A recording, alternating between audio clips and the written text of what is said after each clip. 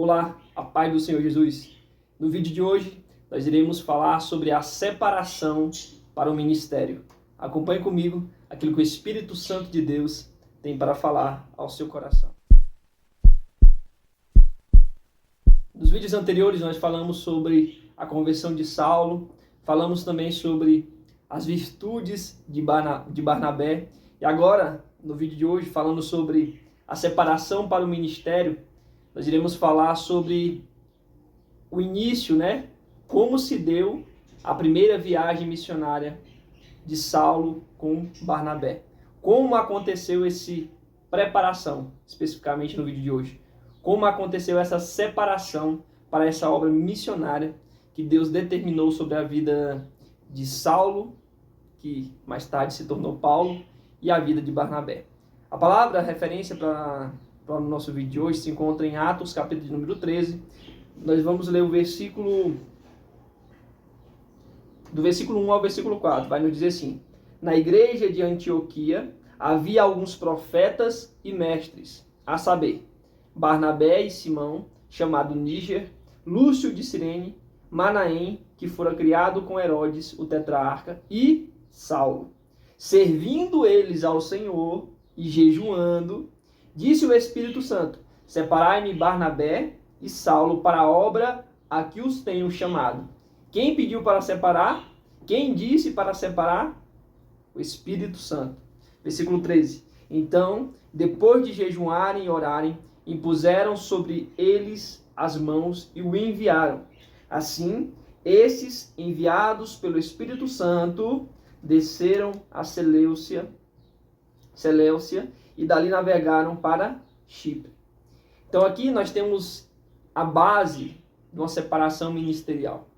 Porque hoje, principalmente no nosso dia, nós temos visto que acontece muita confusão, principalmente no meio cristão, sobre como se dá essa separação ministerial. Será que é quando surge uma necessidade de alguma igreja, de algum pastor, para abrir frentes ou campos missionários, ou abrir uma igreja, e ele seleciona talvez a pessoa que está mais próximo dele para fazer essa missão? Ou será que essa separação ela vem do próprio Espírito Santo? Então a base que nós acabamos de ver no texto de Atos, capítulo número 13, que essa separação ela vem do Espírito Santo. Essa separação ela não vem do homem, essa separação não vem de alguém que quer fazer algo para Deus e talvez se auto-intitula talvez como um missionário, como um evangelista, como sei lá o que for, um profeta. Mas essa separação ela não vem do homem, ela não vem auto-intitulada da própria pessoa, mas essa separação ela vem do Espírito Santo. Então essa é a base da separação ministerial. E aí nós vamos adentrar de maneira bem pausada para você compreender como acontece, quais são as características da formação desse ministério, da formação desse serviço. E aí outra base, que aí a gente já vai entrar nessas características dessa separação do chamado para o serviço, é que o Senhor, Deus, Jesus Cristo, o Espírito Santo, não separa pessoas ociosas. Uma pessoa ela não vai se tornar, por exemplo, um pastor de uma igreja porque ela não deu certo em outra profissão. Não é porque ela talvez queria ser um advogado, queria ser talvez um médico, e ali não deu certo em nada e agora ela vai se tornar pastor. Não. A separação para exercer um chamado diante de Deus, muitas vezes Deus aproveita as habilidades desenvolvidas, talvez até em uma certa profissão, talvez um missionário que vai fazer uma campanha humanitária, talvez Deus separa, coloca no coração daquela pessoa que seja, talvez ela tenha uma formação em medicina ou em enfermeiro. Então o Senhor ele trabalha potencializando aqueles que estão dispostos a exercer o serviço com excelência ao Senhor. Não que acontece, como eu falei no início, não deu certo em nada na vida, ele vai se tornar agora um obreiro do Senhor. Não, o Senhor chama pessoas que estão servindo, que estão dispostas e não estão ociosas. Será que o Senhor vai chamar uma pessoa que não quer nada se desenvolver na vida, que fica talvez o dia todo no celular, nas redes sociais ou jogando? Não, o Senhor chama aqueles que estão servindo, estão dispostos a servir. Olha o texto que nós lemos, o que diz? Servindo eles, todos esses homens, servindo eles ao Senhor e jejuando. E outro ponto, que alguns falam sobre o jejum. Não é necessário jejuar, não existe nada na Bíblia, um mandamento que é necessário jejuar. Mas nós vemos em toda a Bíblia que os grandes homens de Deus, escolhidos por Deus, até o próprio Jesus Cristo, jejuou. Então nós vemos aqui esses homens escolhidos por Deus que estavam servindo e jejuando, ou seja, se separando, se dedicando ao serviço do Senhor. Então esses homens, eles não estavam ociosos, eles já estavam exercendo o serviço de alguma forma ao Senhor. Porque como nós vimos no início do texto aqui, no versículo de número 1, havia alguns profetas e mestres. Ou seja, esses homens estavam exercendo o papel, o ministério de profeta e de mestre, antes de ser separado para a obra, no caso Saulo e Barnabé. E aí dentro de toda essa introdução, quais são as características do chamado para o serviço? Que nós podemos observar tanto nesse contexto que nós acabamos de ler, como de maneira geral na vida de Barnabé e de Saulo. O primeiro ponto é uma preparação inconsciente. Então, existe uma preparação, como eu falei, que muitas vezes Deus pode usar a habilidade que você já tem desenvolvida para o ministério, para a obra que Deus tem nas nossas vidas. As habilidades talvez de liderança, talvez a habilidade de comunicação, talvez a habilidade de organização, seja qual for, qualquer habilidade que você já nasceu com ela ou que Deus determinou sobre você para usar no ministério. Então há uma preparação inconsciente, seja durante a vida, as experiências vividas ao longo de sua trajetória de vida, que possa de alguma forma ajudar na obra ministerial. Então uma preparação inconsciente, muitas vezes a pessoa não está fazendo aquilo ali para exercer muitas vezes um serviço, talvez muitas vezes nem conheceu ainda Jesus, mas durante o processo fez uma faculdade, se preparou, se dedicou em alguma mão de obra, braçal, que tudo isso vai ser potencializado para a obra que Deus tem na vida de cada um. Então, uma preparação inconsciente. Segundo, um coração, esse aqui é o fundamental, um coração com sede de Deus. Ou seja, em seu coração já tem algo implantado de fazer a vontade de Deus. No seu coração tem o desejo de servir a obra de Deus. Que aí também está formado esse amor por Cristo. Entender que foi alcançado e por conta desse amor está disposto a entregar a sua vida a si para servir a obra do Senhor.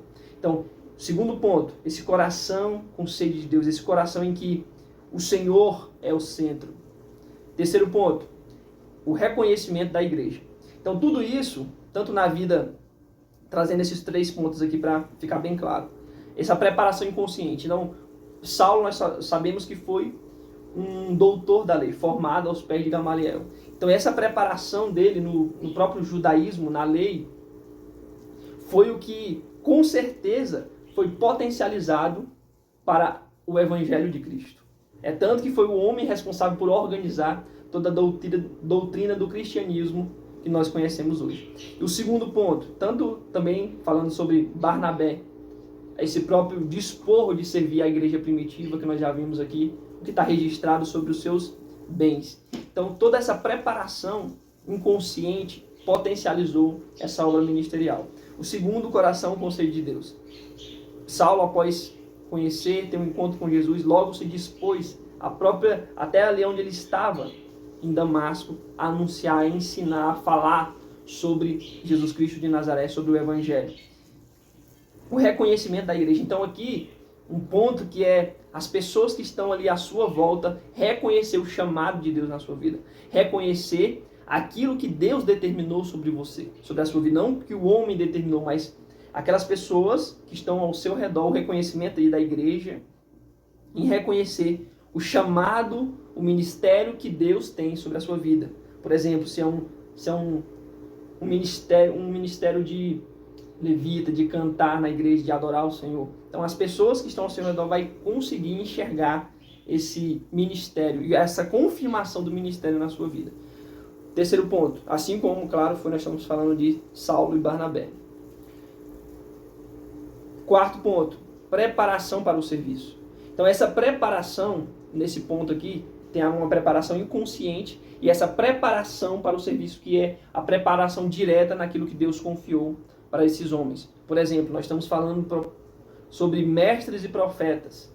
Então aquele que é profeta ouvir a voz de Deus e transmitir aquilo que o Senhor falou, o mestre o ensinar. Então eles já estavam exercendo aquilo que Deus tinha confiado em suas mãos. Se seja sobre o ensino, seja a voz do profeta anunciando aquilo que Deus determinou. Quinto, dedicação ao serviço. Eles estavam servindo ao Senhor. Ou seja, estavam dedicados em todo o seu ser, alma, espírito e corpo, dedicado a fazer o chamado, a fazer a obra de Deus. Mesmo sem se preocupar, talvez, com esse reconhecimento do outro, o reconhecimento externo, mas unicamente focado em fazer a vontade de Deus.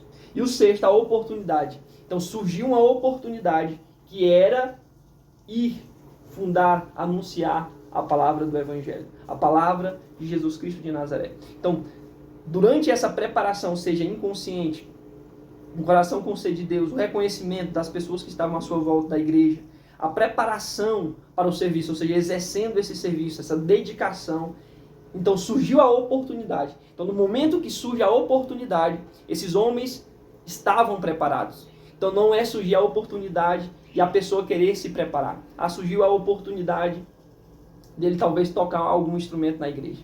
Então, se surgiu essa oportunidade, eles já estavam preparados. Estou dando um exemplo bem simples e claro para você compreender essa separação para o ministério. Então, quando surge a oportunidade de fazer missões, essa primeira viagem, separado pelo Espírito Santo, eles já estavam aptos, preparados. Então, o Senhor, ele não vai escolher pessoas ali que não já estão capacitadas para exercer aquela obra, para talvez ser envergonhada, para talvez desistir.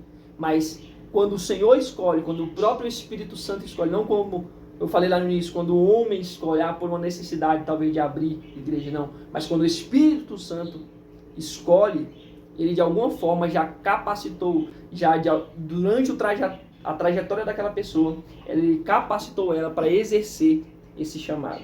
E o sétimo, claro que é o resultado disso tudo, os frutos no ministério.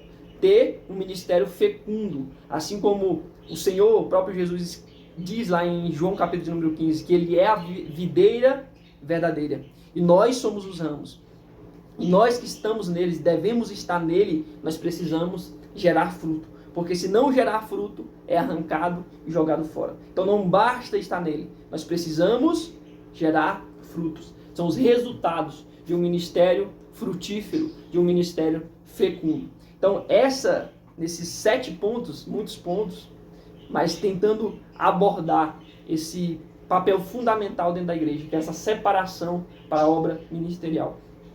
Entendendo que essa separação ela não vem do homem, essa separação ela vem do Espírito Santo. Não é você que se auto-intitula, não é o líder maior da igreja que escolhe, mas o próprio Espírito Santo que determina. Então, quando nós compreendemos isso, nós com certeza teremos um ministério bem sucedido, um ministério em que gerará frutos para o reino de Deus. Então nós vemos hoje, você pode talvez até conheça, ministérios fracassados, porque muitas vezes a pessoa se auto-intitulou ou talvez foi escolhido pelo homem e sem qualquer base, sem qualquer estrutura para exercer a obra ministerial. Então o ponto fundamental, a base da separação ministerial é uma separação divina, é uma separação do Espírito Santo, que claro, que durante esse processo envolve todas essas características que nós acabamos de falar em 7 pontos aqui, sobre a preparação inconsciente, anterior, o coração com sede de Deus, o reconhecimento daquelas pessoas que estão à sua volta da igreja,